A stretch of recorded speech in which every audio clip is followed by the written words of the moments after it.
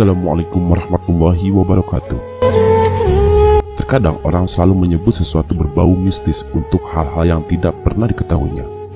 Seperti sebuah penemuan yang cukup aneh dan mengejutkan warga Filipina. Beberapa waktu lalu, warga di sana sempat dihebohkan dengan binatang misterius yang terdampar di pantai. Ramainya pemberitaan, bahkan ada yang menyebut ini adalah binatang peliharaan Dajjal. Namun, otoritas Filipina menduga bahwa hewan ini adalah lembu laut, tapi belum bisa dipastikan. Dilansir dari The New Daily pada tanggal 23 Februari tahun 2017 lalu, warga Tinikat Filipina dihebohkan dengan seekor hewan yang berbulu lebat terdampar di Filipina. Hewan misterius yang memiliki bulu putih dan panjang itu terdampar di pulau tersebut. Pemerintah Filipina pun masih geleng-geleng kepala. Makhluk misterius itu ditemukan pada Rabu 23 Februari tahun 2017 lalu. Saat ditemukan, hewan itu sudah mati. Ukuran tubuhnya mencapai 6,3 meter, belum termasuk ekor yang diduga hilang. Sementara lebarnya dari sirip depan hingga sirip dada lebarnya berukuran 2 meter. Biro Perikanan menduga bahwa makhluk misterius itu diduga adalah lembu laut, namun belum bisa dipastikan sampai dilakukan uji laboratorium. Pemerintah Filipina telah membawa sampel makhluk tersebut, serta sisa makhluk itu kini sudah diawetkan.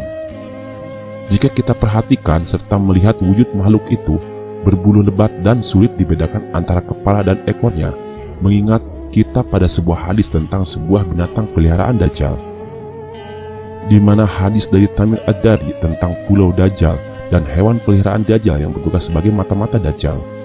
Di dalam sebuah hadis yang diriwayatkan dari Fatimah binti Qais berkata, setelah itu mereka Tamim Ad-Dari dan rombongan masuk ke dalam pulau tersebut.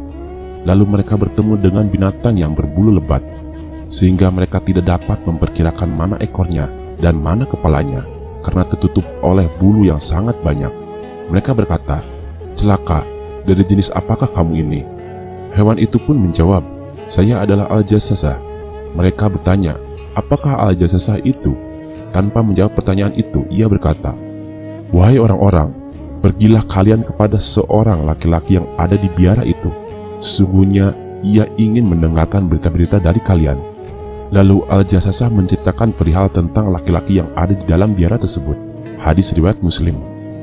Tamim Ad-Dari dan rombongannya terdampar di sebuah pulau dan kemudian bertemu dengan seekor hewan yang disebut Al-Jassasah, yang kemudian membawa mereka kepada seorang laki-laki yang berada di biara yang kemudian mengaku sebagai Dajjal.